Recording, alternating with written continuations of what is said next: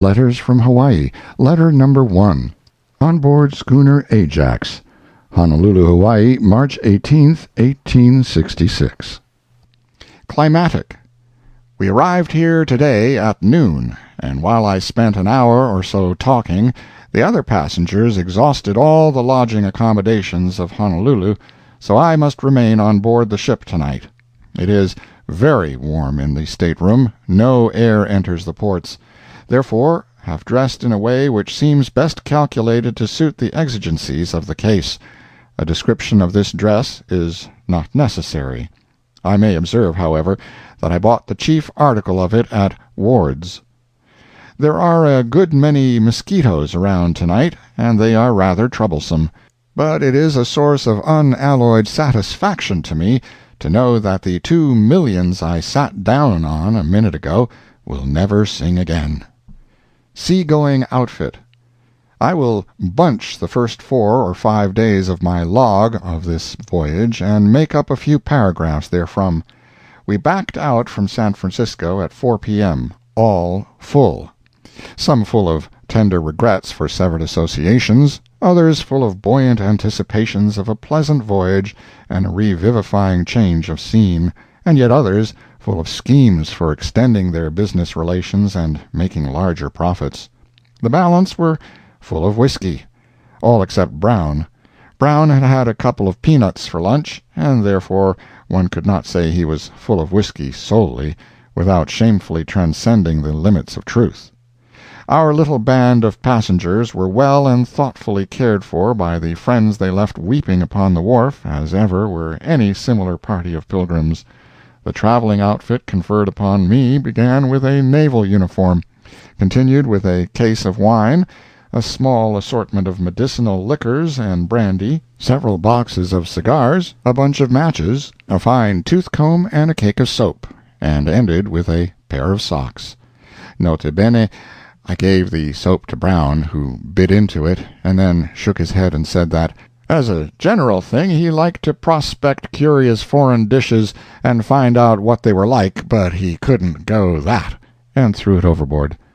This outfit is a fair sample of what our friends did for all of us. 3 of our passengers, old sea captains, whalers, Captain Cuttle, Captain Phelps, and Captain Fitch, fictitious names, had bought 8 gallons of whiskey, and their friends sent them 11 gallons more. Nota bene, owing to headwinds and a rough sea, this outfit did not hold out. The 19 gallons were ample for the proposed 8-day voyage, but we were out upwards of 10 days, you see. The whalers were all dry and unhappy this morning. Making sail. Leaving all care and trouble and business behind in the city, now swinging gently around the hills and passing house by house and street by street out of view, we swept down through the Golden Gate and stretched away toward the shoreless horizon. It was a pleasant, breezy afternoon, and the strange new sense of entire and perfect emancipation from labor and responsibility coming strong upon me, I went up on the hurricane deck so that I could have room to enjoy it. I sat down on a bench, and for an hour I took a tranquil delight in that kind of labor which is such a luxury to the enlightened Christian, to wit, the labor of other people. Captain Godfrey was making sail, and he was moving the men around briskly. He made short work of the job, and his orders were marked by a felicity of language which challenged my admiration. Said he, "Let go the main hatch! Belay! Haul away on your topsail jib! Belay! Clew up your top gallantsail spanker boom halyards! Belay! Port your gaff topsail skyscrapers! Belay! Lively, you lubbas! Take a reef in the lee scuppers! Belay! Mr. Baxter, it's coming on to blow at about 4 bells in the hog-watch. Have everything taut and trim for it. Belay!" The ship was rolling fearfully. At this point I got up and started over to ask the captain if it wouldn't be a good idea to belay a little for a change, but I fell down. I then resumed my former seat. For 20 minutes after this I took careful note of how the captain leaned his body to port when the ship lurched to starboard, and hard to larboard when she lurched to port, and then got up to practice a little. I only met with moderate success, though, and after a few extraordinary evolutions, fetched up against the mainmast. The concussion did not injure the mast perceptibly, but if it had been a brick house the case might have been very different. I proceeded below, rather discouraged. Several effects of the turbulent sea.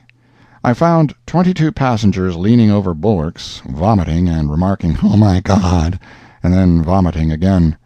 Brown was there, ever kind and thoughtful, passing from one to another and saying, that's all right, you know. It'll clean you out like a jug, and then you won't feel so onery and smell so ridiculous."